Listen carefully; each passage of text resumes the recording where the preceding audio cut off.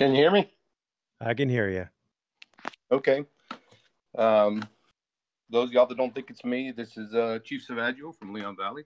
First of all, Merb, thank you for everything that I've been listening to you do, trying to make sure that everybody's educated on the law. That would be very nice. Be a lot less confrontational if most of the people that we've dealt with or others, including some that are on this chat, would understand the law better than they do. Well, it's lovely to have you here. I also want to point out, this is a little bit off topic, but this is what we've been talking about. The Frog just posted the charging document for aggravated sexual assault. I'm going to read it. I hope this doesn't offend anybody. It does say that Earl David Warden in 1985 intentionally and knowingly, by the use of physical force and violence and by threatening the present use of force and violence against, and then the name has been redacted, not the spouse of the defendant, and hereafter styled the complainant, caused the penetration of the vagina of the complainant by placing his sexual organ in the vagina of the complainant, and without the consent of the complainant, and in the course of the same criminal episode, the defendant used and exhibited a deadly weapon, namely a firearm. Now, from what I've heard from the other officer, the other police chief, he did penetrate her with that. Now, we have a star with us tonight, so welcome, Chief Salvaggio. Thank you. I'm going to assume that you and your lawyer do not wish to discuss the unlawful arrest of the witnesses and the unlawful seizure of their phones. Is that correct? Well, I'll just say that the discussion and argument of whether it was lawful or unlawful will definitely be had in the courtroom. Those things that we did were not by accident or by emotions. They were done after consultation with attorneys at all levels and agencies at all levels. And it was an intentional act based on the recommendation that we were given. So I can't really go into that, but we don't consider the people that we were dealing with at the time as witnesses. With what we had going on and what we'll be able to show in court, they were more like suspects at that time. All right, that sounds good. I won't ask you about anything more on that. Let me get your impression, since you're going to be the star of this show. Let me get your impression on First Amendment auditors. What do you think their motivations are? Well, I'll tell you, first and foremost, you'll never get a person that fights for our rights more than me, both First and Second Amendment rights. 30 years, close to 29 years, 4 months, 15 days in the military. I've worked as a tactical officer, I don't know, hundreds of First Amendment activities through the years, and believe in it as part of our country. So let me first say that myself, and I'd say most agencies, but I won't speak for everybody, but I'll tell you my agency and the way we've dealt with it, we believe in it. And there's been many auditors that have come to Leon Valley, including that week when we had 11 days of activity, and 8 of the days there were no arrests made. We repeatedly told the groups that we repeatedly warned the groups, even after they were breaking the law, that not to do it, and we let them and continue to let them and will continue to let them advocate their First Amendment rights. It's breaking the law under the veil of First Amendment that becomes the problem. There's a lot of things that are misinterpreted, like Turner versus Driver, things like a policeman can't be offended, or even that any government employee can't be offended. I've seen that lately through some of the videos, and it's not right. It's not even close to being right. Those things have been taken way too far, and that's why you're starting to see a lot of auditors getting arrested. If they did what Philip Turner did by standing on a sidewalk and filming a police department or going doing cop watch, they don't get arrested. In fact, most of your auditors, including yourself, don't get arrested when y'all do those lawful activities. It's when it becomes unlawful that police departments now are being pushed to now make those arrests, and will continue to be. You didn't arrest Earl David Warden. I read the emails between you. You suggested that Mr. Warden was violating the city's ordinances on where sex offenders could and couldn't be by being on the bike path and various other places. If you are the evil, hateful man who looks for any possible excuse to jam up a First Amendment auditor ever under any circumstances, why didn't you arrest him for that at that time? Well, I think if you go back and watch the videos, you're going to see a lot of people committing crimes that weren't arrested at that time. One of the things we have is the ability to file charges for years and years. And so it's not saying that we're not going to file charges in the long run. We just chose not to at that time. Now, some of them we've looked at and we've said, no, we're not going to do that. But there's quite a few others that will get additional charges. And we have filed some of those additional charges. Those things we take to the district attorney's office, and the district attorney's office will make the decision whether or not they're going to indict or get information on the misdemeanors on them. And we chose just not to interrupt that First Amendment activity with an arrest. And part of that's not to give the impression that we're making arrests based on them going out there in their First Amendment activity. And that's definitely what we don't want to do. And that's why some of these arrests will take months or years to occur, but we're nowhere near finished. That's what the search warrants were about. There's several more crimes, like I talked about at the hearing the other day, that are going to be criminally charged. Several more people, numerous people, are going to be criminally charged. But on Earl David Warden at the time, it was a misdemeanor. We identified who he was. We can definitely go back and file that. I'm not saying we will on him at this time, but like you said, based on the emails, we just wanted to make sure that he understood, and he's not the only one that's in that predicament. I think that's probably the biggest thing that surprised me is how many of the people we're dealing with have those similar type charges on them, which might be the hatred for police officers and police and the state, as I like to hear on these channels, might be the reason for a lot of that anger. So, on a subject, I'm going to try to move away a little bit from the Leon Valley issue. I know people want to ask about Earl's Kevlar and his firearms, but in case there is something pending on those, I don't want to broach any topics that might ruin anything. So let me just go. There is a conspiracy theory that's not really a conspiracy theory, that police officers, police captains, FBI, alphabet agencies, etc., are watching First Amendment auditors' channels. Do you believe that to be the case? Well, considering I'm on yours, and that I even have knowledge of it, I would say that even if I said no, that would be that'd be kind of silly. I will tell you that there's a lot of agencies that are watching. I wouldn't say it's a conspiracy. I would say that due to the aggressive and disruptive behavior of some of the auditors, it's got the attention of law enforcement, not only throughout the U.S., but in locations worldwide. We get notifications of death threats, which there's been hundreds on me. We get notifications. We give notifications to other people when we see death threats. So, yeah, I'd say a lot of y'all's audience at any given time is probably law enforcement. And I don't think that's anything that can be hidden at this point anymore. But it's not a conspiracy. It's just the fact that there's a lot of laws being broken, and I got notified the other day of a death threat on a channel that was from the Royal Canadian Mounted Police. So yeah, police are watching, absolutely.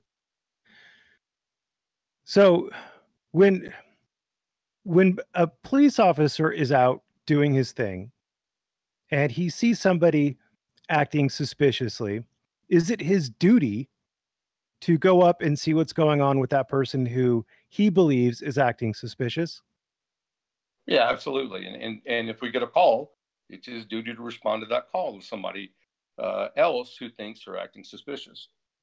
Do you think that sometimes, so now that we've established that you have watched some of these videos, do you think that sometimes the officers who respond are overzealous or are too demanding, instantly going for the ID, instantly going for the detention without actually having a reasonable suspicion of a crime? Yeah, I've seen a few, no doubt. There's a few that have, in my opinion, gone a little too far. But you know, I don't know, and that's another thing I want to make sure we're clear about here is what a lot of your auditors see. You're getting one angle and you're getting one side, especially the ones who like to take it back and cut and paste it and all that good stuff. You're not getting the true sense. And I've got original videos off of some of the arrests we've made, and I looked at the stuff that was online, and it was nowhere close to being what was put out there to the auditing community. And that's the sad part. There's a lot of people getting really, really spun up, thinking there's a lot of this craziness going on.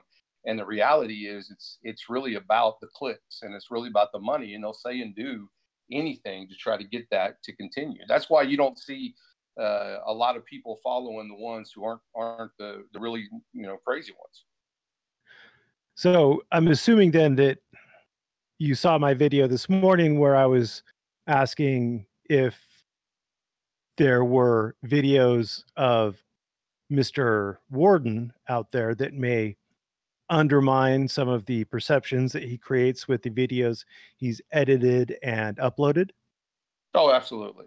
Yeah, there are, and that's one of the reasons we're going after all the videos of the people that we have are suspect in crimes in Leon Valley, and because the different angles and the different things that are shown in one person's video over another really can paint the picture of the true situation, not just the edited or one-sided of that situation. I've seen body cam footage from your officers. Have you thought about releasing all of the body cam footage in regards to this, or are you waiting for the investigation to be over, or you're just not interested in it? Well, we will release them sooner or later. It is public information, but right now we're so fresh in the investigation, the long-term part of the investigation, with the much larger charges that we need to make sure that nothing interferes, nor do we tip off anybody else as to who we're looking at for the additional criminal charges.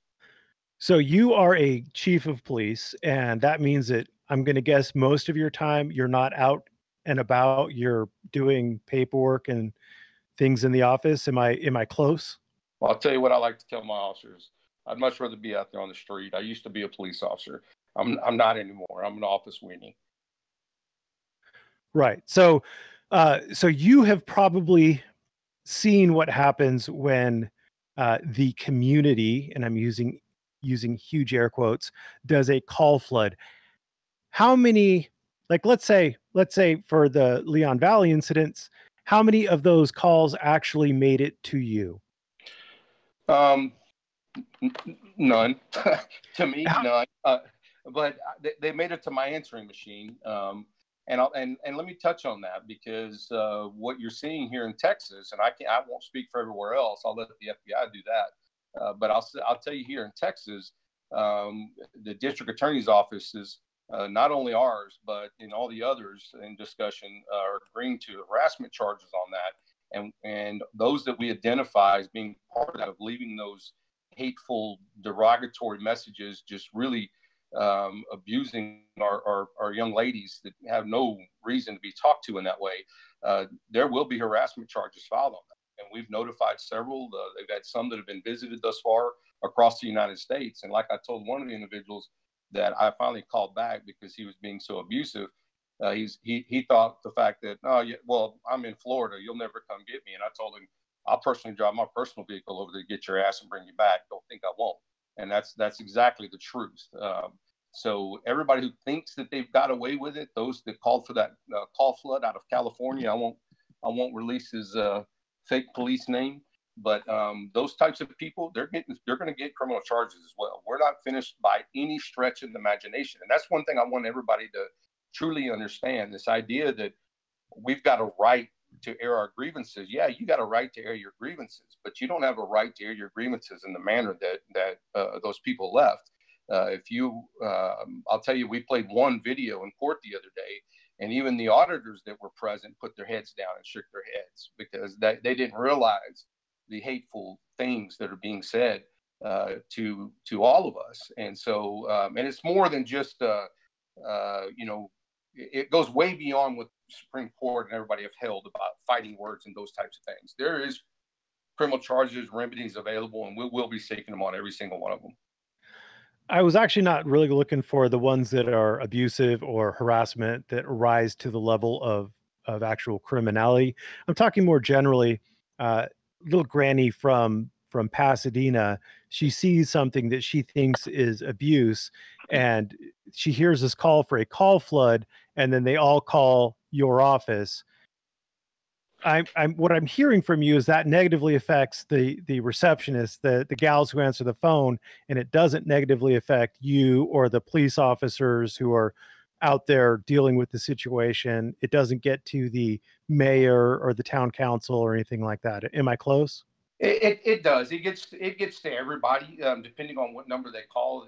Everybody might be affected in one way or the other. I'll put it this way to give you an idea. Just on three different dates, that were some of the major dates, we received over 5,000 calls. And so that significantly interrupted the governmental operations. And if you look at the Texas Penal Code, that significant disruption and the people that are calling for those types of things and putting those types of things up there now are subject to criminal charges. So those that think that they're impacting us, no, they're impacting themselves, and they're impacting those people that are calling for the call floods, because they will definitely get criminal charges. So so you had mentioned that Turner v. Driver, that the auditors didn't understand Turner v. Driver. Do you understand how forums work? Yes, I do. And if you look at the day that Turner came out, and we could have arrested Turner that day, but and I'm not saying we're not following on him either on a couple of things, but you heard me say there's limitations, and the limitation of those forums, there's time, manner, and place limitations that the Fifth Circuit put in there and said that they weren't even going to tell us what those things were. And it didn't even have to be the least restrictive. And so we had sat down 6-8 months prior and had these conversations, and so we knew exactly long before Turner or anybody came in there how we were going to deal with this. And there are restrictions allowed, and the restrictions that we're enforcing are allowed. I noticed I was following the escalation of events prior to the whole breakdown in Leon Valley. First, there was Padilla. I know you can't really speak to it, but I'm just kind of gonna go over my impression of what happened, and then ask you a specific question at the end to avoid you having to speak on anything you don't need to. What I saw was Padilla given about a half hour plus or minus to walk around unimpeded, filming whatever he wanted on the grounds, in the city hall, in all sorts of areas, until he refused to leave the area that was closed. Then I saw Black Label Cop Watch come out with a news agency, a Spanish news agency, I forget which one it was, and they were allowed to film unimpeded, uninterrupted. There was another group of people who came out and were allowed to film unimpeded, uninterrupted.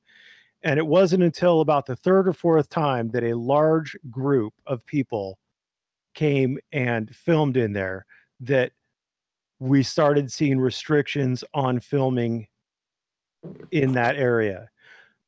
Can I ask you if it is a direct causal relationship between the disruption you experienced and those new filming restrictions? We had talked about it previously. The city did not want in any way to let people from their First Amendment activities ever had a problem. And it wasn't a problem of the filming. We've never arrested anybody for filming.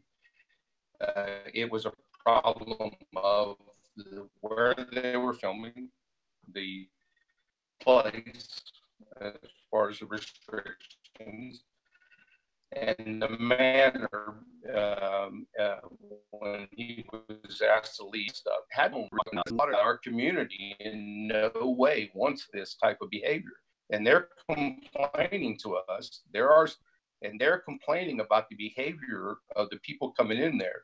I don't think anybody would want their grandmother or their youth with activity that they were having to go through.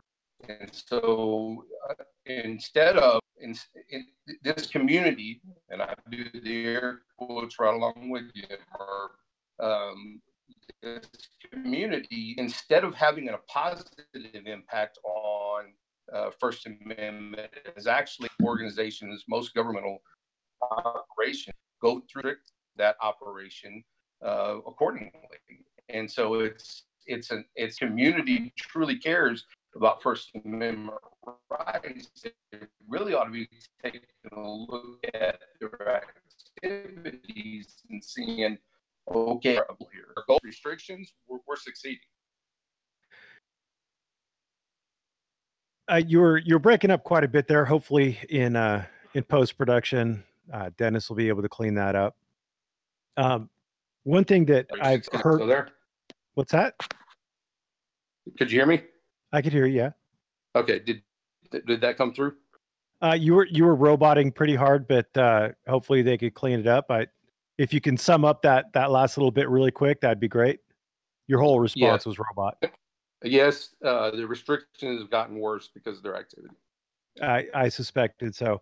There's a lot of talk in the auditing community that people are scared, that they're scared of you, that they're scared of retaliation. There's a local merchant who sells water, alkaline water, or something like that, and it's just so much fear, and everybody in Leon Valley is just walking on eggshells, scared to dickens of you and your Nazi tyrants stomping their faces into the curb.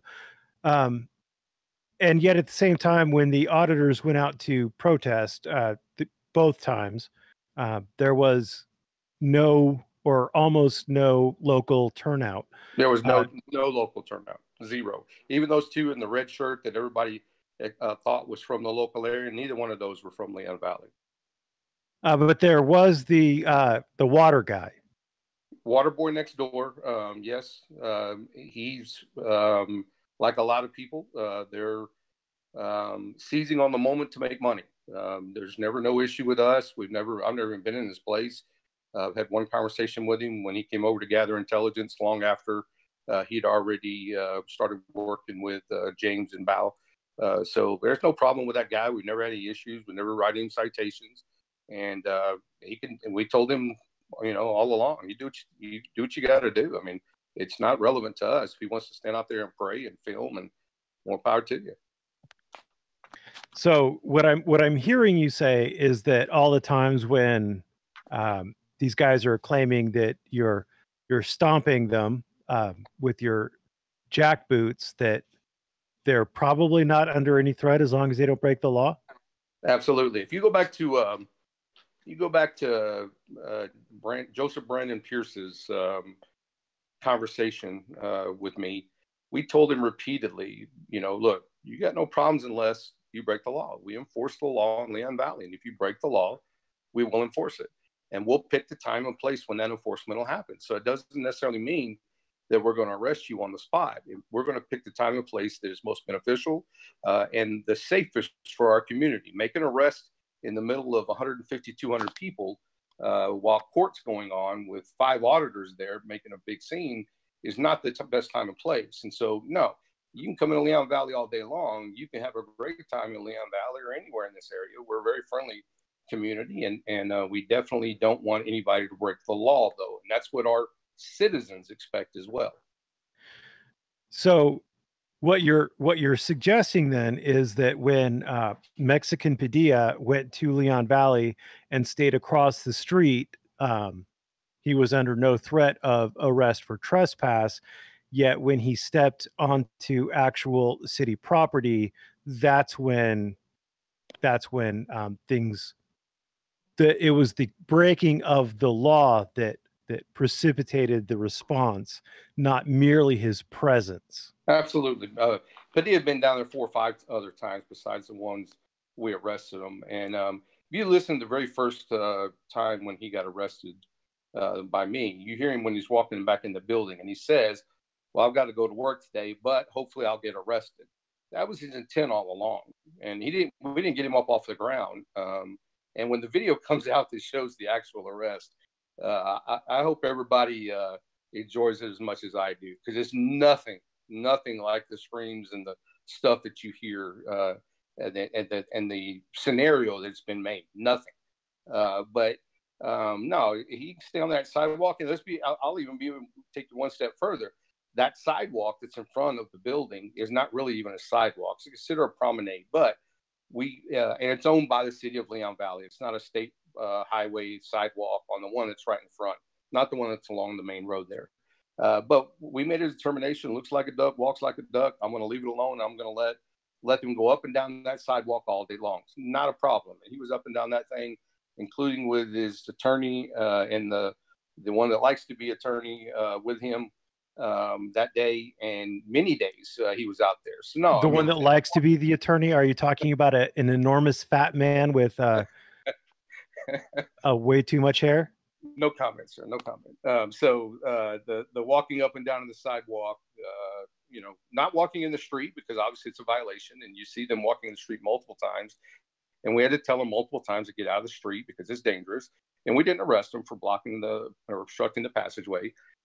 We could have. Another couple of auditors was walking in the side or the parking lot across the street. That's the Leon Valley property, and they weren't arrested for that. So as long as it's not getting out of control, we even let them continue to do some of the things they shouldn't have been doing. Now, we could still go back and file those charges now, but we'll make that determination in the long run on which one of those are going to be filed.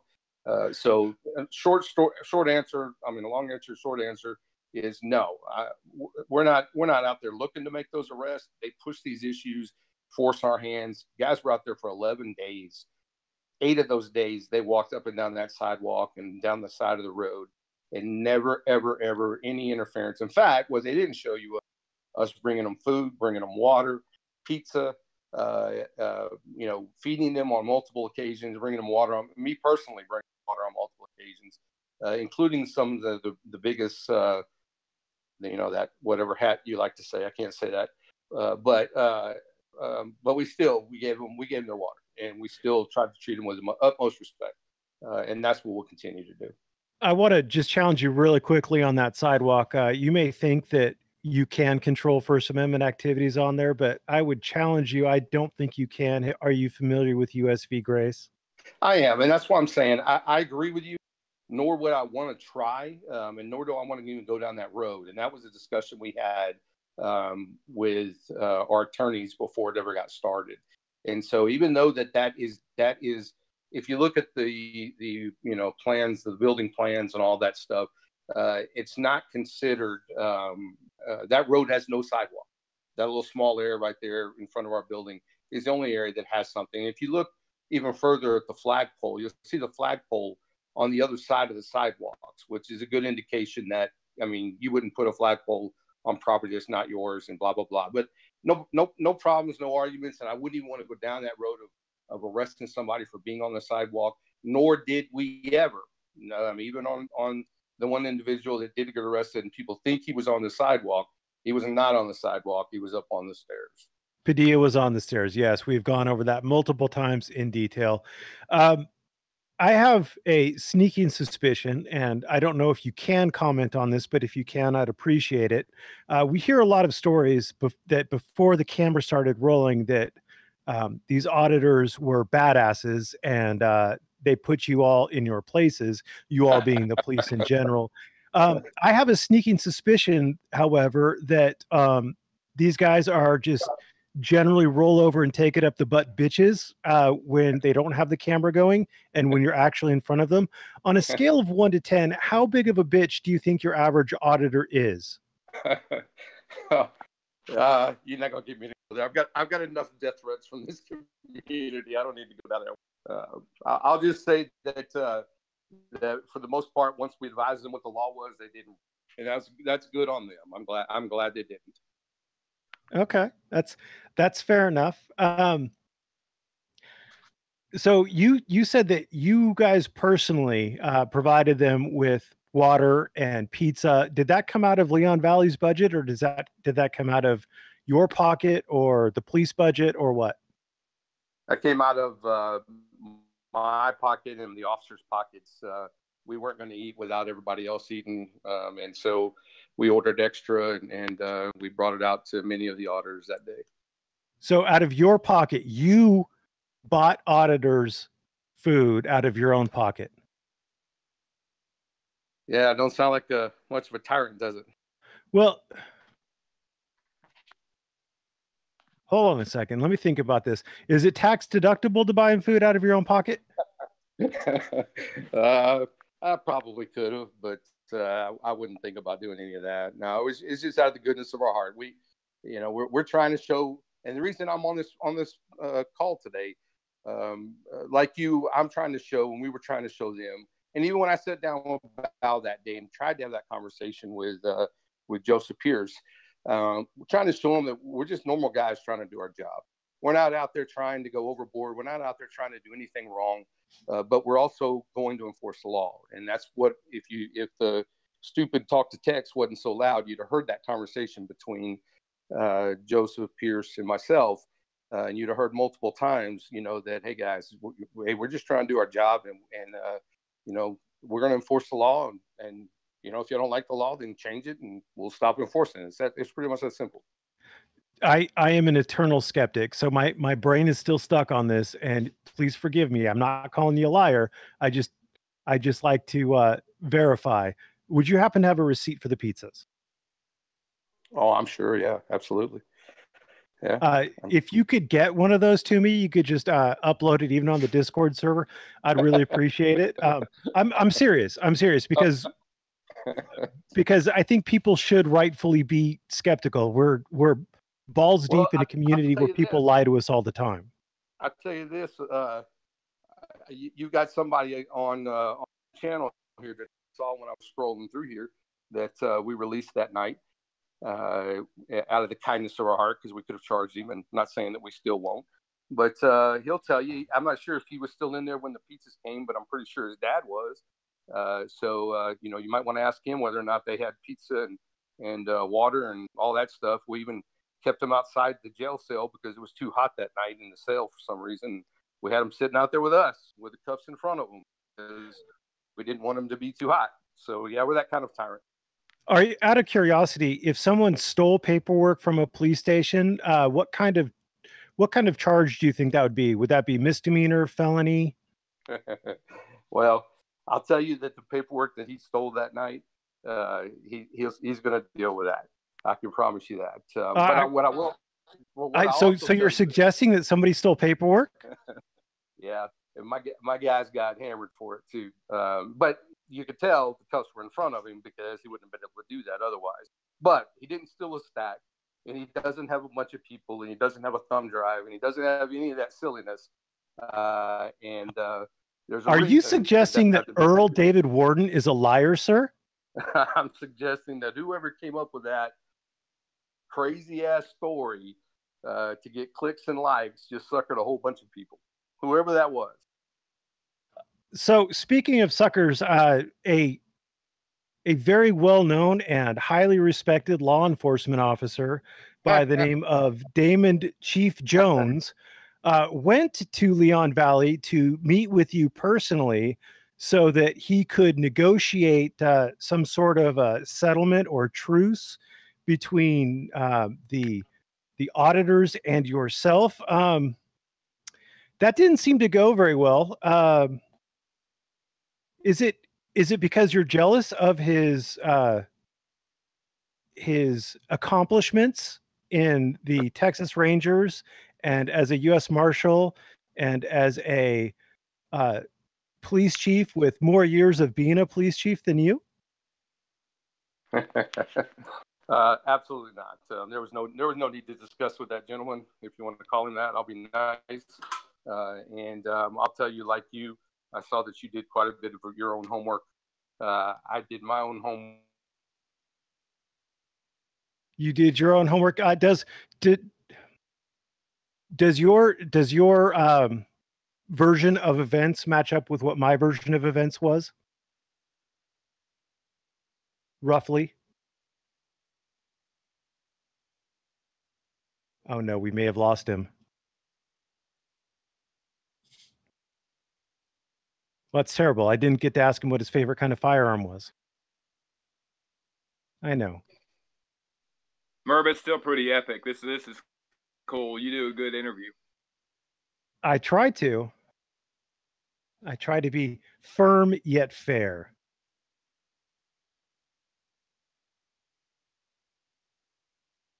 Well, does anybody else have any questions? And I know I've seen all your questions, and there are reasons why I'm not asking some of them.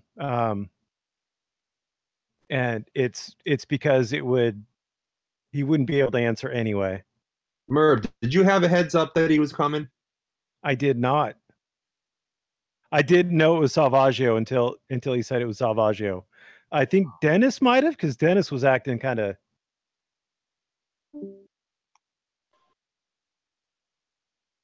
Can you hear me now? Oh, we got Salvaggio back. This is epic. Salvaggio. Yes, Jen, it is epic. So I just ask you? Oh, yes, I had asked you if my version of, or if what I had uncovered with Damon Jones matched what your background check had uncovered. Absolutely. Okay. So do you have high hopes? Have you donated to him to get his 250 to 300 wieners to hurricane survivors? This is why I actually watch some of these things, because the comedy that comes out of them, I like to laugh. But no, I have not donated. I'll tell you that wants to know the true him, and I know there's a lot of people that here that claim to be, alt-right Christian type people. Go on his church and look at him being 3 steps removed from God, and he's not a 501c3, so he doesn't have to abide by the laws and those types of things. Those types of things should be enough for people to go, and I think in the law enforcement community we call that a clue. There's okay, so I have one small question. Max Payne is getting a lot of likes on this one. Can the Texas governor give an exception for a convicted felon to carry a firearm? No. Thank you. I know there's a lot of concern. Let me tell you, I don't mean to interrupt you, sir, but there would be federal charges that the federal government, that the state government cannot. If he carried a gun, that would be a federal prison if he carried a real gun, and real being the optimum word here. Well, if technically the governor pardoned him or expunged his record or something like that, then I believe he would be able to carry at that point. I don't think the governor, and I'm not really up on that aspect of it, could, should, or would, based on those charges, ever expunge or pardon. That's not the kind of things that get expunged or pardoned. Oh no, I wouldn't suggest that a convicted rapist would have that expunged. No, that'd be ridiculous. Sovereign citizens. There's a huge influx of sovereign citizens coming into this community. I know that there is a huge concern with law enforcement officials. Sovereign citizens have killed law enforcement officers in the past, but we have heard Damon Chief Jones and others suggest that people can, should, and could drive without tags or a license, and as long as they don't contract with you, that there's nothing you can do about that. What do you think?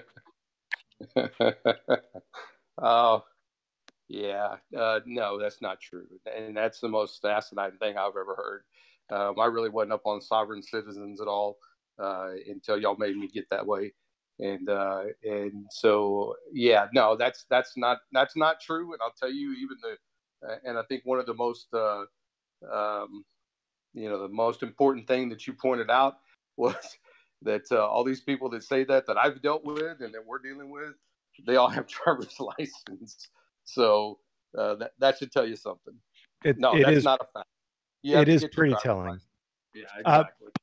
so I'm going to ask you, if someone doesn't want to contract with you, are you authorized by the state of Texas, the statutes of Texas, and by the oath that you swore to use force, reasonable force, against them to force them to come into conformity with what you need them to do?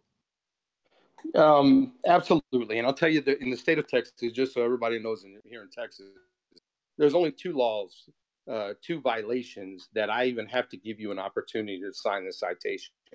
One is speeding, and that's why your auditor that got stopped in Dallas area got a speeding ticket, and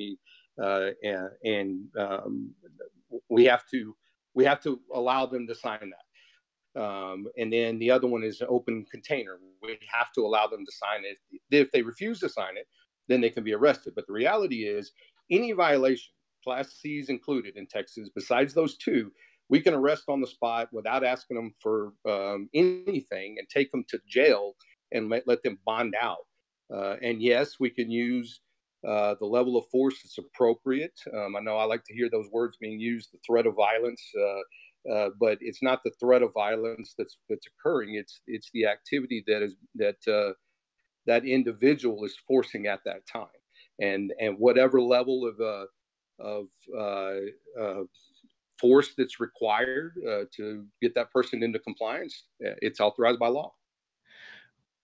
Would it be a violation of your oath to tell us the magic words that can make you stop? That's some of the funniest stuff I've ever heard in my life. There are no magic words. There's no, I'm going to get you, I'm going to force you. I have an obligation to explain the law to you. If you look at when Turner came in that day, you hear me telling repeatedly, I'm not going to, there's no magic words there's no magic words that make us go, we're going to enforce the law. It's that simple. And I think that's the saddest part of what I've seen here is how many people they get there and they listen to these fools that bring up these laws, and it's all wrong. It's completely wrong, and people then try to do it. That's why I think that it's most important, Merb, and the most special thing that you're trying to do for these people and catching a lot of hell for it is trying to educate them appropriately on what is true and what's not. Because vast majority of things that I've heard espoused on here has been incorrect. And then you got people running out there and trying those stunts and then getting arrested, and everybody screaming about, oh no, he couldn't do that. No, it was wrong. In fact, most of the time, there's on most of the ones I watch, and I don't watch everybody, but there's things that on most every single audit I've seen where there's a confrontation where the person could have been arrested, and the officers decided not to. That doesn't mean they don't get filed on later, and that's the other thing I want everybody to understand. Just because you see them getting away with it at that time doesn't mean they got away with it. So understand that we can pick and choose the time and place of that arrest where it's the safest for everybody involved. Like I said earlier, that might mean that they get arrested later on in a search warrant or arrest warrant so that we can make sure it's at the time and place it's safest to the community and to the officers. Does your particular police force have a policy on being polite and how many times you ask for compliance before you force compliance? Is there anything in your policy along those lines? Yeah, my officers are taught to be polite to everybody, just as you saw when I came out and dealt with that individual that day. We start with sir, we start with please, we start with everything we can to get the person to come into compliance. But at some point, we're going to take the necessary actions, and that pleas and everything might go away. So yeah, but that doesn't mean that the officer has to take the abuse either. That idea that we could just sit here and abuse and all, and they have to take it. That's not what the court said. Yeah, there's a place where they cross a line to now it's no longer just words, it's fighting words, it's harassment, and then the other people that listen to that kind of crap either. So yeah, we always want to be nice. Our policies are that you be professional. In fact, I'll tell you what my golden rule and what I teach my officers, and this is what I've taught for years, is and it's not just the golden rule. I have a different rule because the saying of do unto others, you have them do unto you. Well, I can take a lot. I can take a lot from a lot of people. I've been doing this for a long time. But my golden rule is do unto others, you have them do to your grandmother, because nobody should be messing with anybody's grandmother. And I want everybody to be treated like you would treat. So speaking of do unto others as you would have them do unto your grandmother, you offered the French kiss bow. Would you have followed through if you decided to go for it?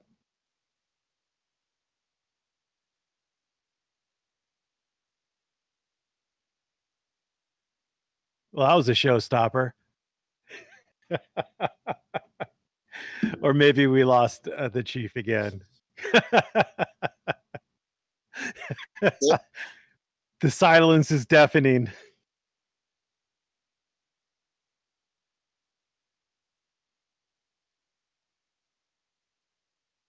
Man, you got to defend us because we're trolls. We're not auditors. I have to defend you because you're trolls, not auditors? I don't understand. Hell yeah, what's not to understand? Don't lump us with that crowd. They're stupid. Merb, how is he going to justify taking those phones? That makes no sense to me. I'm there with you, but we have to. He said that's going to be determined in the court, and it will be determined in the court. So that's not on the table right now. See, but that's the problem. See, they'll do it, and then they will not be punished. If they did it and they were wrong, what will happen? Nothing. There's evidence. Hey, MMI, there's a lawsuit going on right now. If they're wrong and the federal judge finds that they're wrong, then money is going to be coming out of Salvaggio's pocket, as well as the pockets of his officers and the pockets of Leon Valley. So out of the officers' pockets? They are named defendants, MMI. Yeah, but they're not going to be liable. They have immunity. They're named defendants. They don't necessarily have immunity at this point. Do we have you back, Chief? Talking. Okay, I heard something about talking. We were looking for an answer on if Bao had taken you up on your offer for the French kiss, would you have followed through?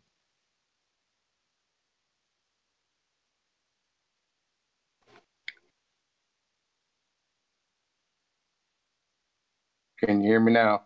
I can hear you now. Okay. I can't hear any of the other conversations that you're having either. Well, I'm sorry. Can you hear me? I can hear you. Yes, sir. Okay. The French kiss. Yeah. What about it? If he had taken you up on your offer, would you have followed through? Oh, hell no. No. Bao's up there acting like a clown. And I'm trying to get everybody to calm down. And I'm trying to get everybody to understand that we're just human. And it was a comment that was made by one of his viewers on his talk to text. And you saw the smile on my face. We were just trying to relax everybody and let them see. I mean, we're inside the court area. I'm sorry, not the court area, but the council chambers, and we're allowing people to film in certain areas you can. Policy will those areas that you can and can't. So no, I would relax everybody. I got that you were just trying to get everybody relaxed, but boy, I would have had a lot more respect for you if you would have followed through on your offer, if you accepted it. Well, hey, if somebody would come up with $2,000, I don't know, but that didn't happen. So thank God. That didn't happen. Kevlar. I have lots of questions about Kevlar. Can convicted sexual offenders wear Kevlar? No, they can't. How would you know if a convicted sexual offender was wearing Kevlar? You know, we would definitely have to put our hands on that and make sure it's not just a outer body carrier, somebody faking it, making it look like using it as a prop to get everybody spun up and, you know, that kind of thing.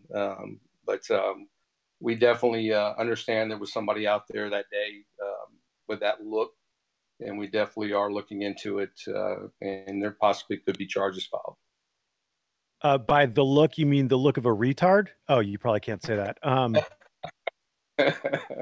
So if you know somebody is a sex offender and you see them carrying a firearm on their hip or something that appears to be a firearm on their hip and something that appears to be body armor, do you think that gives you reasonable suspicion to stop them and investigate whether or not that is actual body armor and an actual pistol?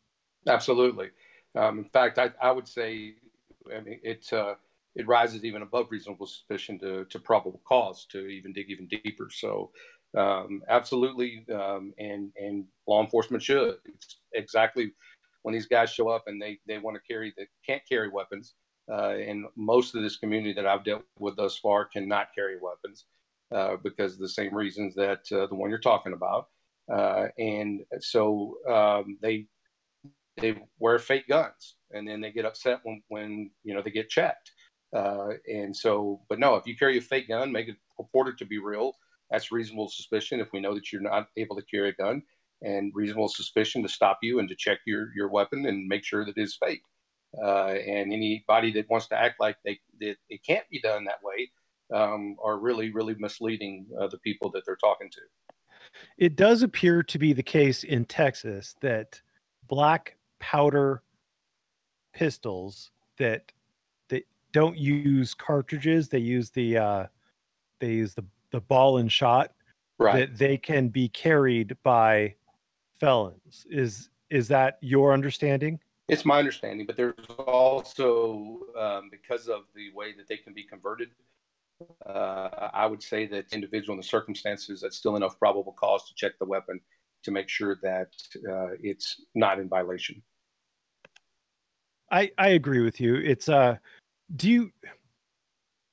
you said that you're a strong supporter of the Second Amendment. Do you think, in your experience as a law enforcement officer and a father and a husband, that sex offenders who have used firearms to commit rape should be allowed to carry black powder replica pistols? Absolutely not. I would even say that they had to have used a weapon to do it. I'd say that you know that's a high honor and privilege, and I know you're going to get people screaming at me, but all the way back to the Constitution is saying that right to bear arms. But I'll tell you, there's times like that where that right should be infringed upon. So then there is a group called Open Carry Texas, and there's a tiny man. He's about 4.5 feet tall. He goes by the name of Chicken Hawk on these servers. I think he's CJ Grisham. He claims to have been a super secret agent man. He believes that it should never be infringed under any circumstances. If the opportunity arose for you to debate that position with him, would you? Did you stop talking? Yes, I did. I'm sorry. So when you're talking about a debate, I would tell you that I'd love nothing more, but I would also tell you that that based on the circumstances and what that individual, no, I would never have with him. I've had some email traffic with him in the past, but I'll never have any conversation with him because of I've seen some of the things, pasting and those types of things that have gone on that I don't feel like could be trusted in a conversation with him. But we can agree to disagree. And basically what I'll tell you, what I've told him and anybody else about this subject is When the legislators change the law, then my duty will change. Abilities when it comes to this law change, and we'll change it accordingly. But until then, until it's on the books, we'll continue to enforce it. I'm probably going to have to FOIA those emails, so thank you for letting me know they exist. What is your favorite handgun? I'm a big Glock guy, but we're just now going to a new 6 hour. So I'll tell you, I'll allow my officers to make the Glock, and I have numerous Glocks and other weapons at my house, like any good Texan does. I try to respect you, but Glock, oh, I'm sorry. I'll forgive you on that. Okay. Only because of the ability of it. You just can't screw it up. Okay. So the frog asks why you always reply to emails from Earl with the reply by calling him Earl. I'm assuming he thinks that you're trying to be disparaging of Earl by calling Earl by his first name. I called him by his name. It's his name. I didn't mean to any disrespect or disparaging. That's his name, and I wouldn't call the other individual you just talked about Chicken Hawk, nor do I call Ethics instead by that name, or the middle name he sometimes uses. I'm just going to use a name that I know him as per the legal aspects. Out of this is going to be a real stupid question. Out of state warrants. If you arrest someone and they have multiple out of state warrants, is that a concern to you, or is it something that do you notify the other state that person's in custody, or is it just not a thing you think about? Everybody we come in contact with that we have a legal right to, we'll run them to make sure that they do or don't have warrants. Some people have out-of-state warrants that the state that they're from choose not to extradite, but we have to reach out to them and make sure that whether they want to extradite them or not. So even one of the defendants in the court case, the lawsuit has out-of-state warrants as a fugitive from justice, and that was pointed out in court this last time as well. Yeah, Joseph Brandon Pierce does have out-of-state warrants. Not just him. In this community, that would not surprise me one bit. So I also noticed that you, being the evil tyrant that you are, that you maintained a fairly lengthy email civil discourse with Earl. Is that something that you're required to do or forced to do as part of your position? Or is that something that is just something tyrants do, is they keep civil discourse with people? That word civil discourse, I'm a little strong. We're going to be civil, period. It wasn't a matter of discourse. It was, we're going to always maintain that professionalism, and my emails, even though my personal thoughts or dislikes or likes are not relevant when I'm writing that email. And so we'll always be professional in our demeanor. And once I am no longer a chief many years from now, then I'll be able to say what I really think and what I really want to say. Okay. This is I've had trouble finding this. I've seen reference to it. Is a sex offender required to ID when ID is requested from that sex offender by a law enforcement officer in Texas? Well, it's an interesting question, and that's why I watch you, Merb, because you're not only educating the other individuals, but you've also often educated the law enforcement. And I'd never heard of that before. I definitely on Monday will be looking that up. And if that's the case, if that's a true statement and there's a violation there, we definitely will be talking to our district attorney's office about that. But he's not the only one either. Just so we're clear. I know. I get people feed me a whole bunch of backgrounds on a lot of people. But I don't take what I said to the bank because I was wrong on the section I was quoting. So I've seen it somewhere, and I just don't remember where it was. So I'll go back to my guys that I have detectives that's their one of their many roles, and they've gone through that training, and we're gonna have that conversation on Monday. And by the way, my tie, I did not just hand NNH a charge. He would have handed it to himself. And I'm sorry if you might think I'm being a little harsh on NNH, but he places people in danger. So I have very little. I don't really care much. Sex offenders carry blue ID cards and are required to ID when asked. I've seen the blue ID cards mentioned, but I haven't seen a statute for them. Well, and let me point out there, and I think that's one of the bigger problems we're also seeing in this community because it is so widespread. Actually, I mean, I've gotten cussed out in French and all types of different languages out there, so it's worldwide. But the interesting point is people think because it's a law here, it must be the law there.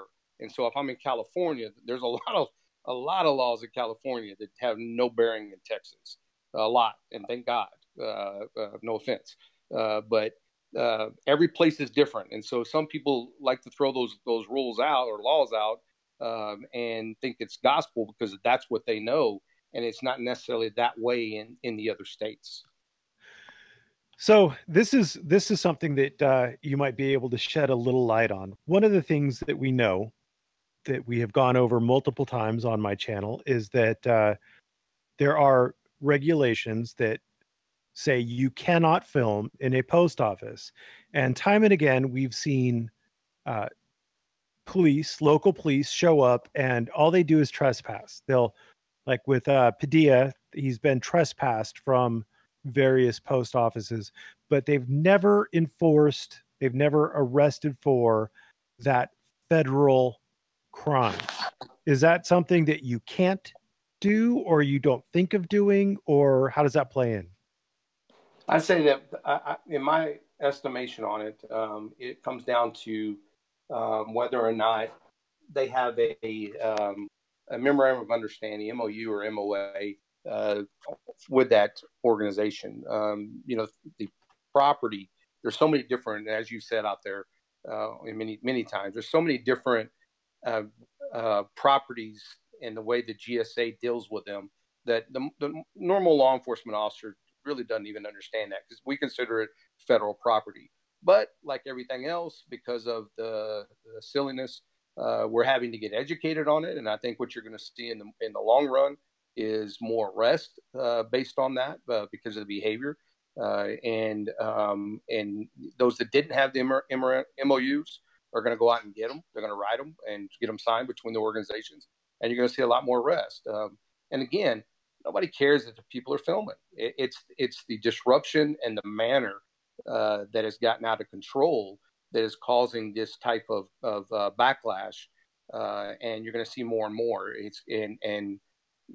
Could the court system uphold it and say that's wrong? Yeah, they could.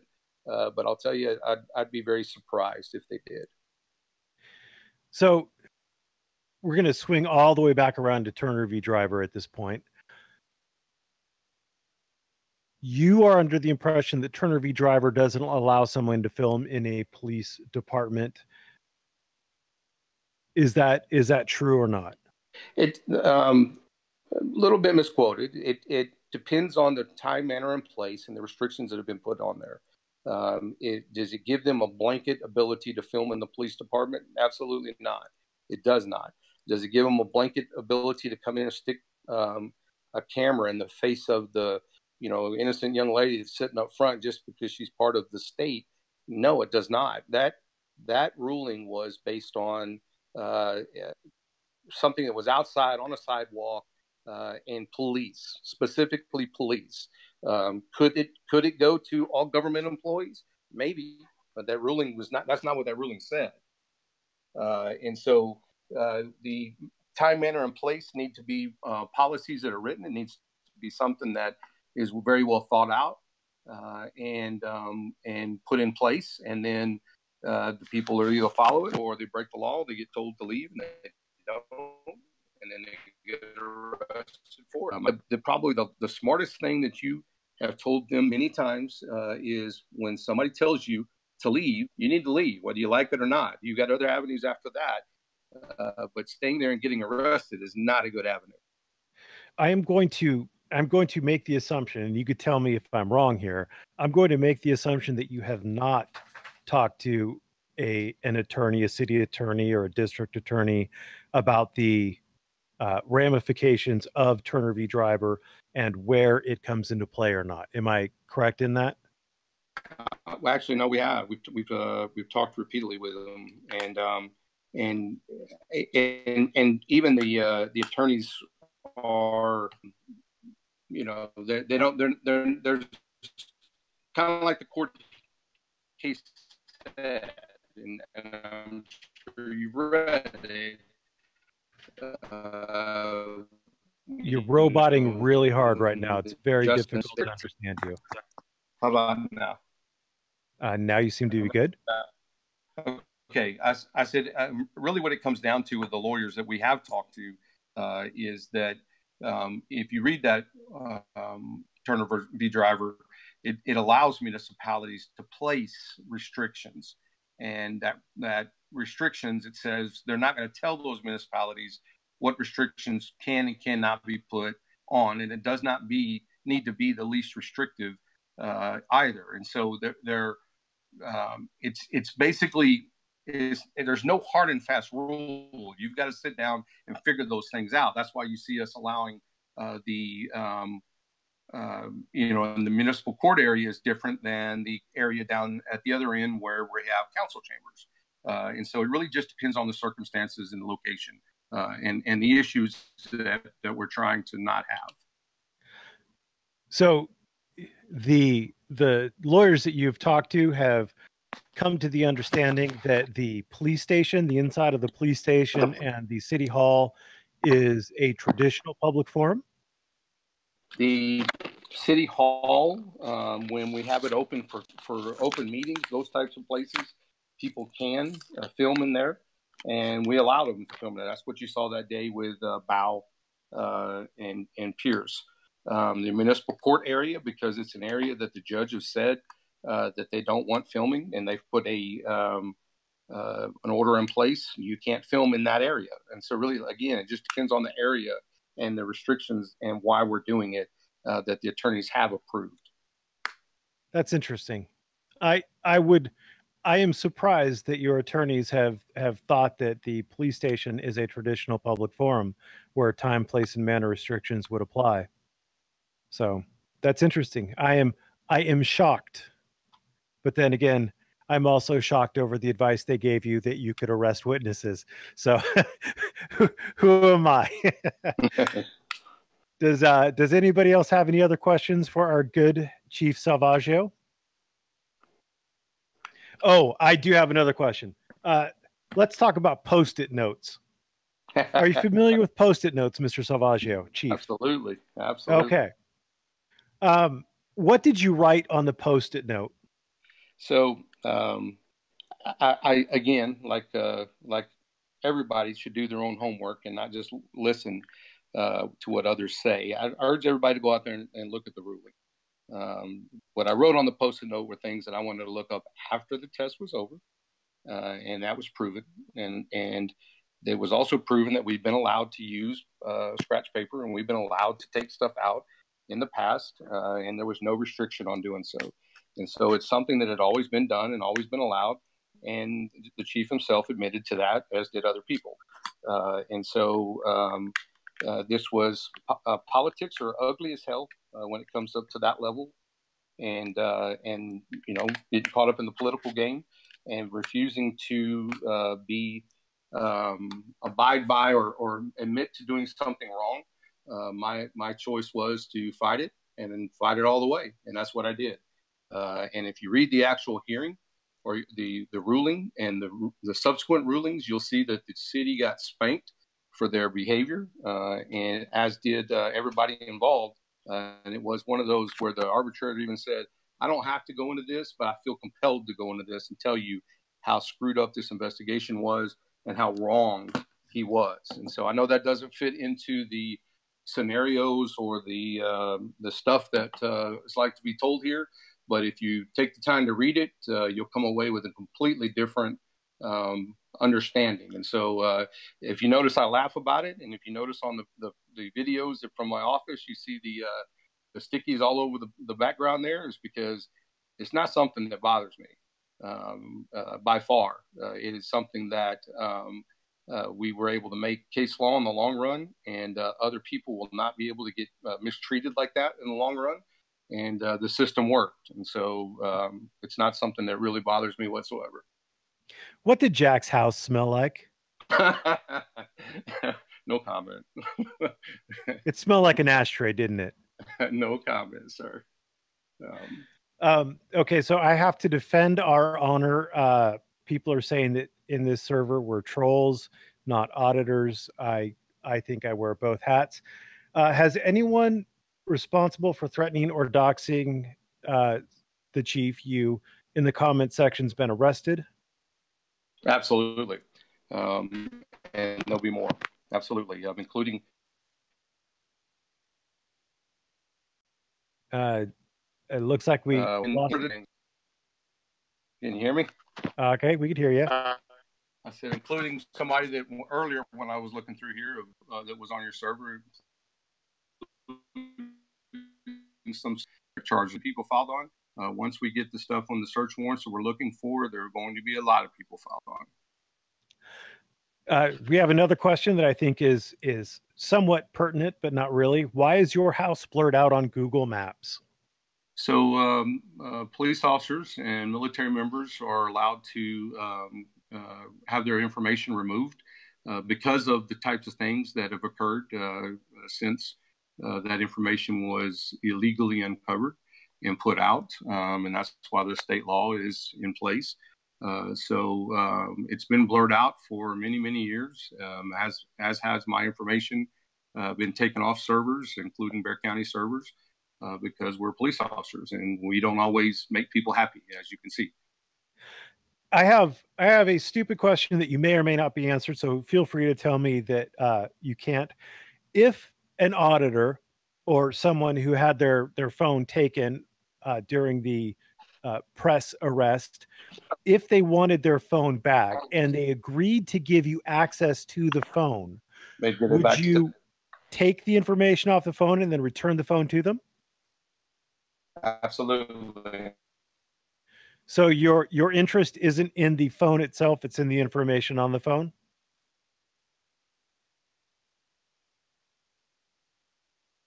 Oh, we lost the chief again. Bob, oh, are you here? And want to give us access, we'll take the information we need, and we'll definitely give them the phone back. And our intent is to give them the phone back anyway. It's just been stalled because of the lawsuit kept us from being able to do our job temporarily. Okay, that's basically what I thought was happening when you were offering. It sounded like you were offering Joseph Brandon Pierce, the opportunity to do that. And all of them. I had a conversation with Teresa the other day when she was at court, and I reminded her that we would do the same thing for her, and we still will. It's not a problem. And we don't want to see everything on the phone. We don't want to go through everything on the phone. That's not the case. We want to see the stuff that's pertinent to the investigation that we're going through. You want to look at all the Snapchat pics, right? No. No. Okay. So Bob says, will you give the chief a chance to ask questions? I assume, Chief, that you've already done a thorough background search on me. I wouldn't say thorough, but I know who you are. Have you found all the skeletons in my closet? Yeah. Besides that G-stream account, I just can't seem to find many. Okay, because it seems like every time I bring to light some negative actions of auditors in this community, they instantly say they're going to dig into my background.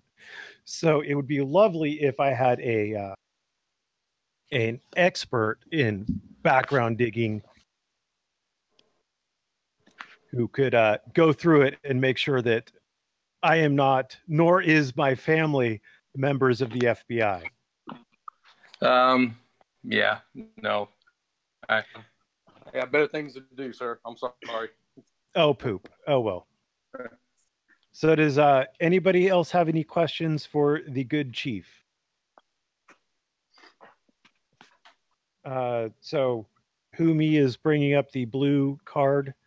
Are you familiar with blue cards for Texas sex offender registration? You know, I'm not real familiar with that. I've never seen a blue card. I'm going to ask my guys on Monday about that. I've never, in my 30 years, had anybody give me a card. I'll tell you that. Okay. So that was news to me, and if it's in Texas, that's really news to me. But I'll reach out to you on Monday and let you know what I find. Speaking of reaching out, and do you have a public information officer or somebody whose role it is to interact with the community and things like that? We do, but under these circumstances, that's not an option. When it gets to the point where people think they're going to call and cuss us out from Oregon, California, and those types of things, and say that they're representing our, they're not. And so we have no interest in hearing those individuals out, so they won't get return calls. We'll put them in our database for people to look at in case there's additional stuff. So yeah, we have a public information officer, but it's not something that under these circumstances that is going to be utilized. And you're going to see that from most of your law enforcement agencies now. The way that that now instructions are going, we're not going to give that opportunity anymore to be screamed at and cussed at and all that stuff. If you want to leave it leave the message, and we'll be happy to use that as evidence in your trial. Ouch. So let's talk about press passes. When someone says they have a press pass, or when someone says they're a member of the press, and you ask for a press pass, what specifically are you looking for when they hand you that press pass? What kind of information are you looking for on that press pass that maybe will make you trust the person or allow the person access to the area, etc.? Well, first off, I've never asked for a press pass. The people wear sometimes an ID card around their neck. It's not anything that's standardized. But this idea that press gets any level of additional access, probably the only additional access they're going to get is an actual interview. And if I don't recognize that individual, if I don't, in this way, most law enforcement is going to be, if I don't recognize that person, if I don't look at that person's ID that's around his neck and see it's something that is worthwhile of me speaking, I'm not going to speak to him. And I think most agencies are trained in the same way. And so somebody with PNAC is probably not ever going to get an interview. And some of these other, you talked about the sovereign citizens, a couple of those were wearing that sovereign citizen press pass around their neck when they got arrested. And that doesn't do anything. In fact, the expectation for the media is we'll give them a strict, here's where you're going to stand, and they will follow it so that they can continue to film. And that's something that actually becomes more restrictive for a media person than it does for the normal common citizen out there. So Michelle asked a question. She says that's not a free press. Do you see a difference between telling someone where they could stand and telling someone what they can write? Yeah, there's a big difference. The main thing about where they can stand is that you can't interfere. There's a lot of things going on, and your crime scene can expand at any given time. And so you want to put them outside an area where they can interfere or where they can screw up the crime scene. You've seen media do that repeatedly. And so the the idea that the free speech, the First Amendment overrides that investigation that's going on right there at a critical juncture, and the rights of those that have been offended, the suspects, the victims, and ignoring their rights to everything else is pretty one-sided and pretty short-sighted. I think that a good citizen would want us to investigate the crime without any kind of input. I mean, without from a media person or interruption from a media person. But I'll tell you, there's court cases out there that would allow us, and if you look at it, it's very well-established court cases that allow us to actually even tell. We could have limited the areas for the auditors to keep them off the road when they were running up and down the middle of the highway. One of them caused an accident. We could have limited them and kept them in a certain area by law. I chose not to do that because I didn't want any of the complaining and moaning and groaning, like that comment right there.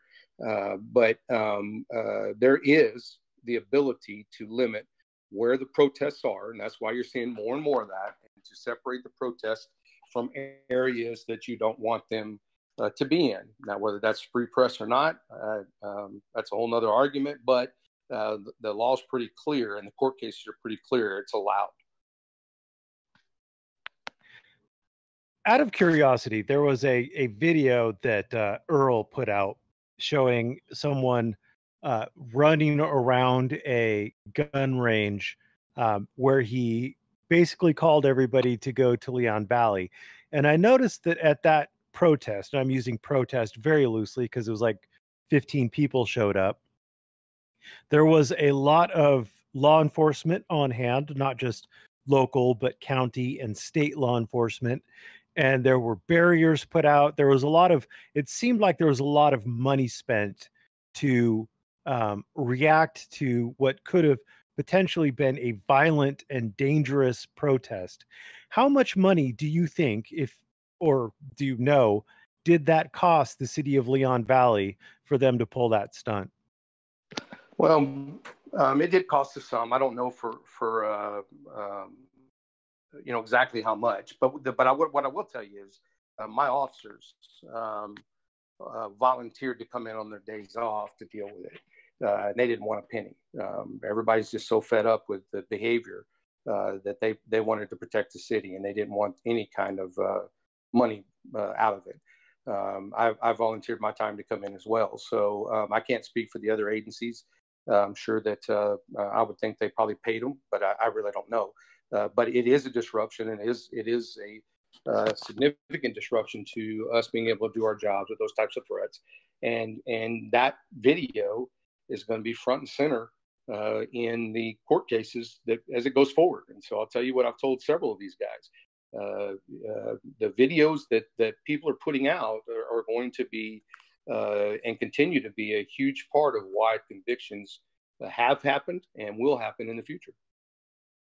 So basically what you're saying is that a lot of the auditors are criminals, and they're about the stupidest criminals you've ever met because they actually publish evidence of their crimes.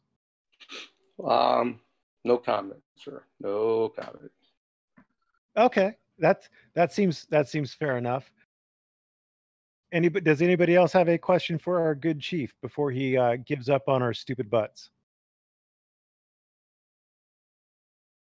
Or do you have any questions for us? You talking to me? I'm talking to you, sir. I'm just I wouldn't say questions. I would just say that Monkey when he's the first thing he wanted to do was call the police. You're breaking up, sir.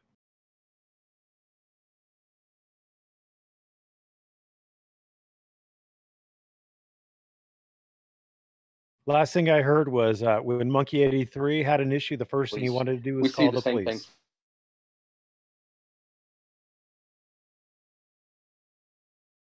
You came back with something about see the same thing. Can you hear me?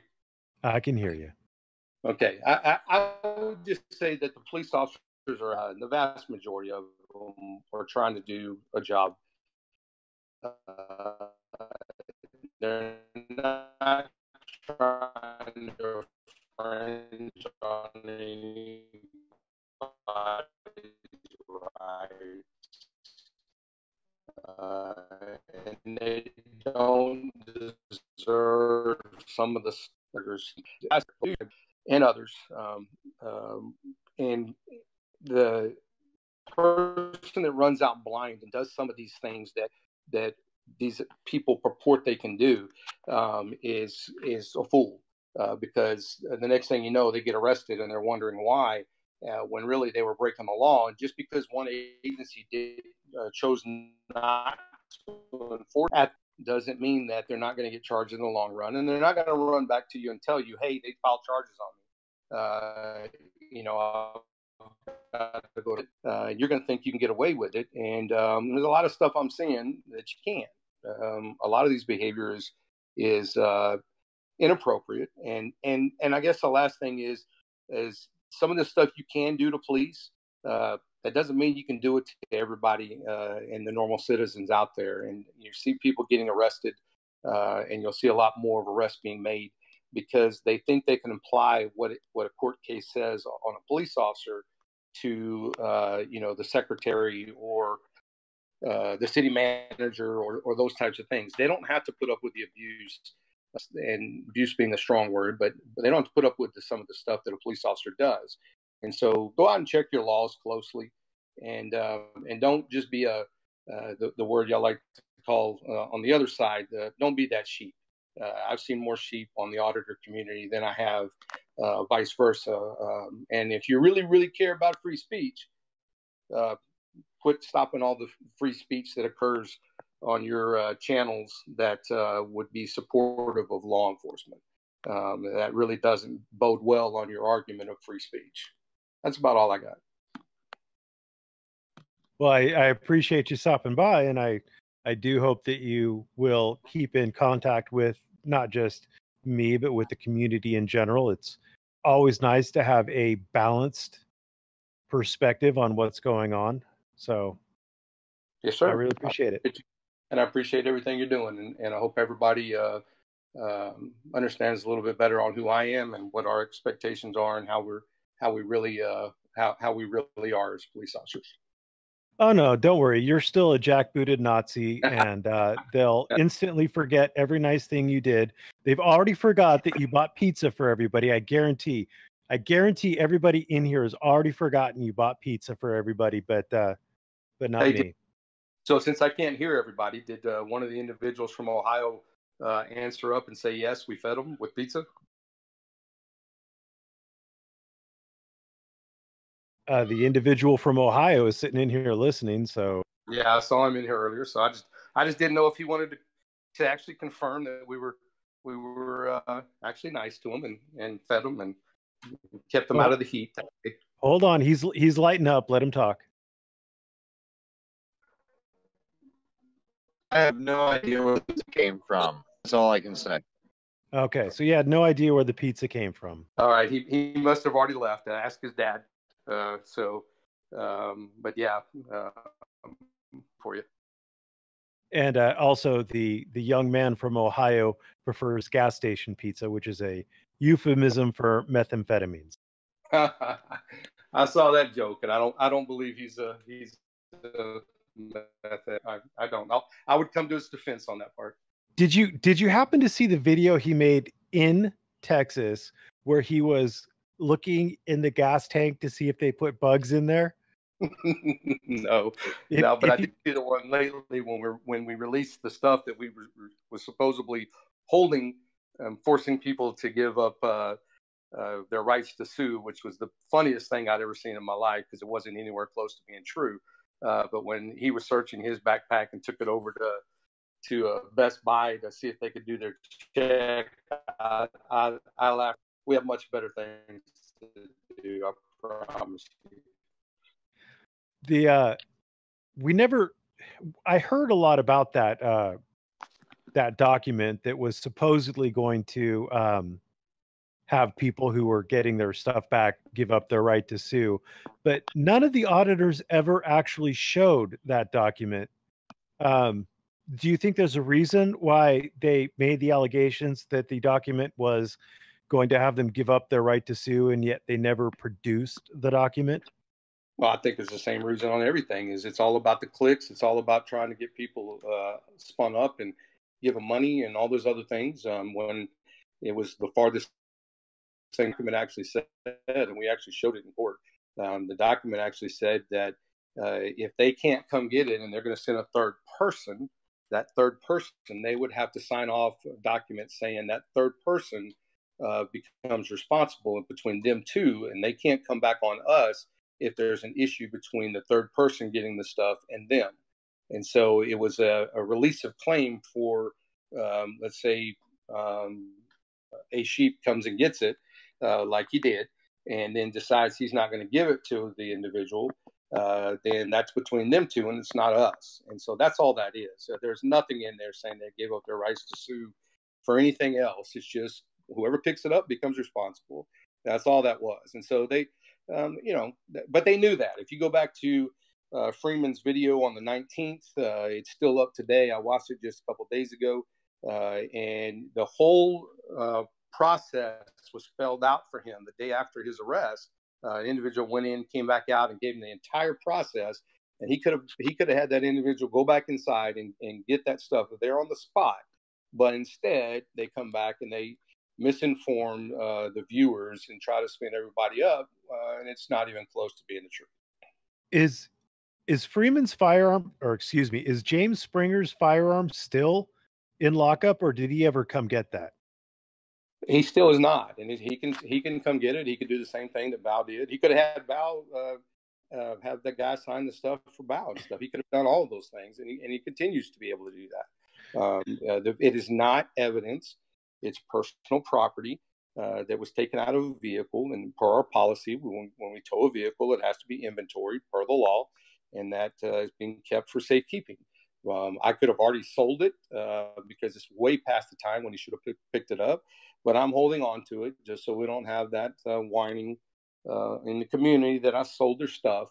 I still want him to come get his stuff, and like we released everybody else's when they did things right. And the problem is, like you saw in those emails, is people want to dictate the process that we're going to change for them, and that's not going to happen. Everybody's going to be treated the same. And if they don't like the process, so be it, but that's the process.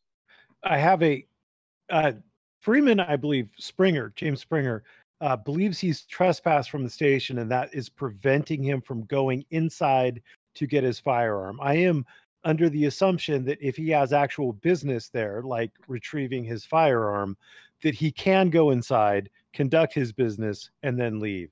Am I close on that? Because of the nature of the threats and those types of things, that's for him, that's not an option. He has a third-party option, just like what you saw in Bao's video, that he could have exercised multiple times. And I mean, the last time that he was there and he videoed from the street, he had a guy standing right there, two people standing right there that he could have signed the paperwork. We could have gone inside and got it and brought it right back out to him. But it's more about the show at this point for some individuals than it is for actually retrieving their personal property that we don't want. Believe me, we don't want it in our property room. It's taking up space. And we'd be more than happy to give it back to them if they just follow the process. If someone was polite, if they showed up, they were polite, they were pleasant, they weren't being a dick. If they showed up polite and asked if they could film, if they could wear a body camera while they went in to get their when they went in to get their property, would you allow that? Probably not at this point, because if you saw and here's an indication of what the behavior auditors are causing. If you look at the one, I believe it was in Arizona, where they finally allowed them to come in and look around, they walked out and basically in no uncertain terms said, see, we can do this. There was no reason why that we should be kept out. So in the future, when people want to argue that we can't film in there, now you have an argument and ability to say, well, you let him, but not me. And so that's wrong. and it's true. We have to maintain the same policy for everybody, because you might have a ginger snap argue that we're being prejudiced versus somebody else, and we can't do that. It's got to be above board, across the board. Everybody's treated the same so that nobody can make that argument. Ginger Snap, I love it. Are you referring to the video where Ginger Snap and Common Joe went into the court and the deputy said, no, you can't come in here? They went and they cried to the sergeant, and the sergeant allowed them to go in without going past the security measures, sit there for a few awkward minutes and film. Is that the video you're referring to? Absolutely. Okay. That makes sense. Are we getting pizza? No, I'm sorry. You come on down to Texas, I'll eat dinner. How about that? Okay. There's a question about the selling of Padilla's car. Do you know, was Padilla's car sold? No, we're sold. His car was retrieved by its rightful owner, which was not Padilla, and that's about as much as I can tell you. But I know that doesn't fit the narrative, and we never removed the silly stickers, which I thought was pretty funny. And but no, we didn't sell his stuff, and he could have got it the next day. He chose to leave it there because of some problems that I really can't go into. But it was more, we have to have the rightful owner of the vehicle, the registered owner, and insurance, and for the vehicle to be picked up. I'll just leave it at that. So are you suggesting that maybe 100% of the truth was not given to the community? I'd say that out of certain individuals in this community, 100% of what they say is a lie, and you can bank that on several of them. It's all about getting you to feel sorry for them and to send them money. And the best way to follow them, you can watch them. They'll say, "I'm moving to California," for instance.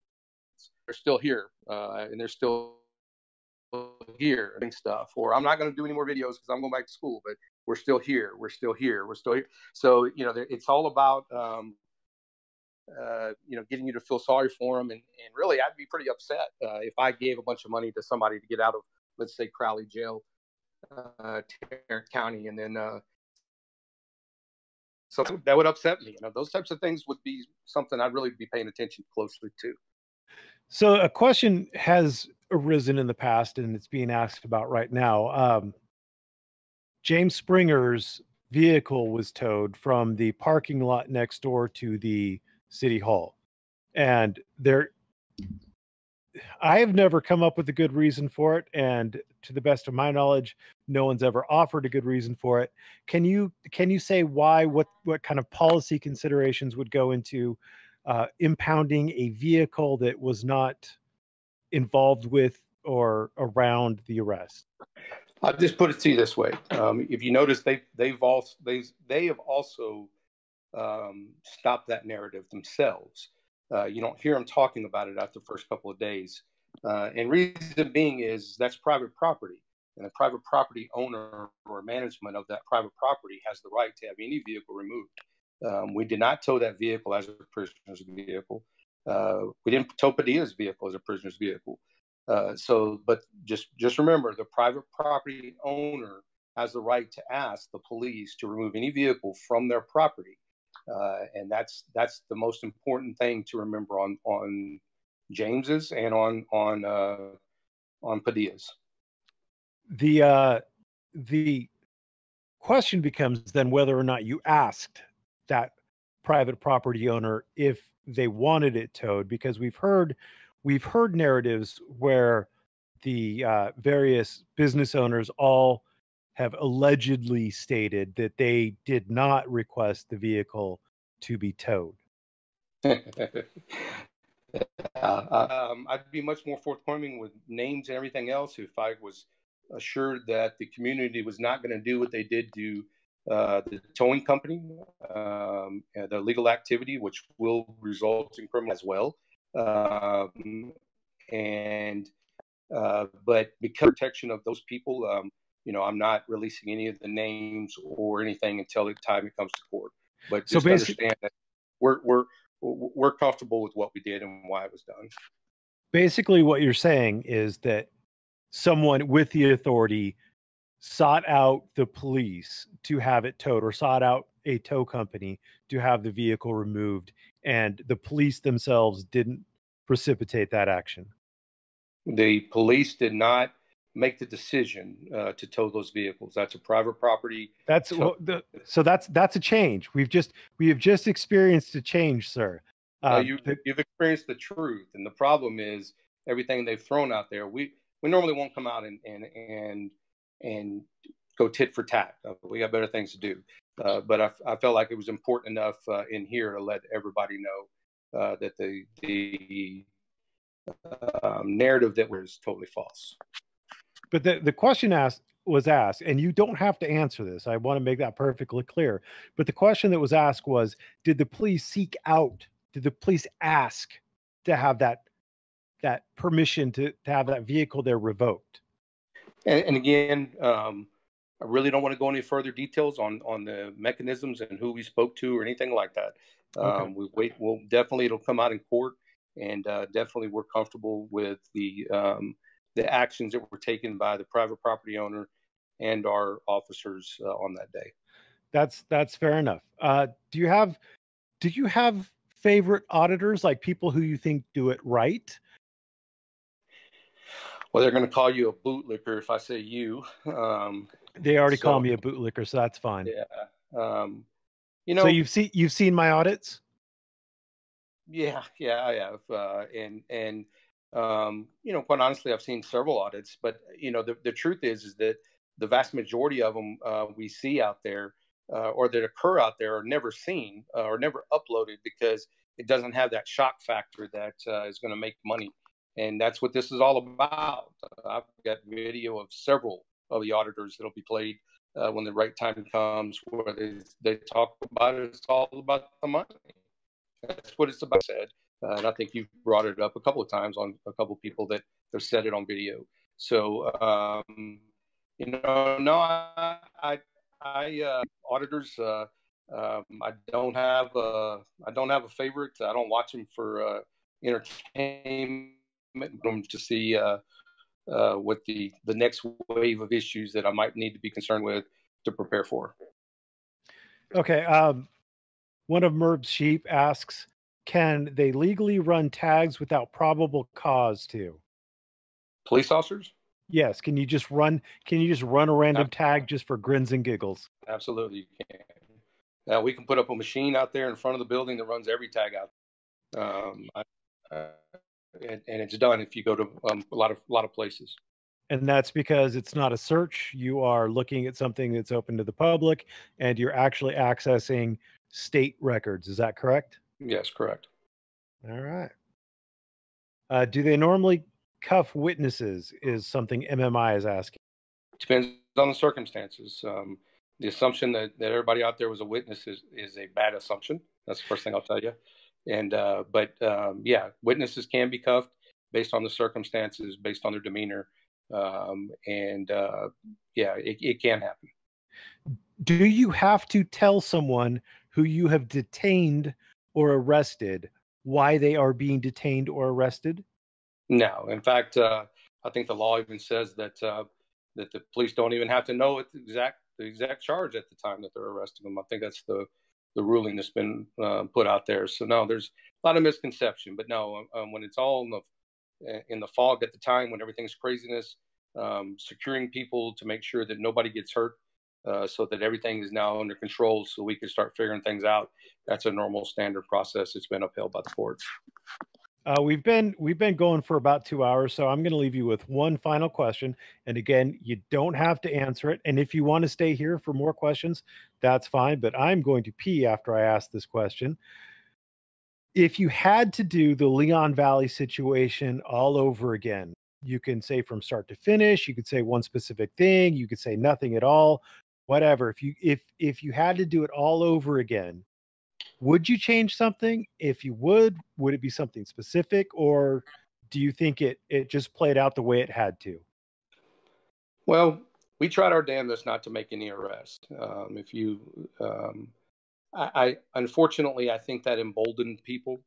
If we'd have made an arrest on day one and kept to make an arrest, but we'd taken the tact that I'd taken for many, many years of dealing with much, much larger protests, and the processes in place that we've put in place for San Antonio on I've run Final Four security events, stuff for Katrina security. I mean, you name it. I'm not a podunk little policeman like some might believe.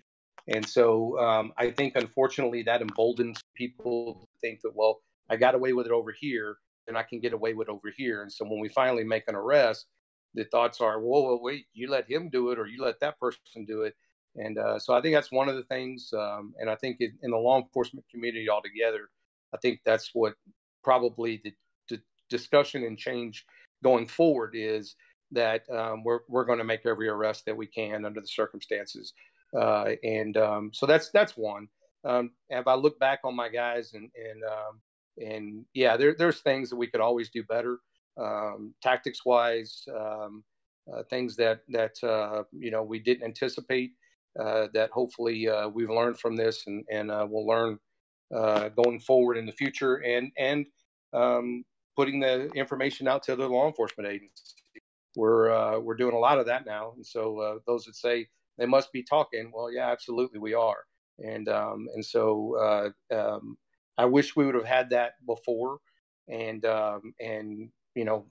we just didn't understand it.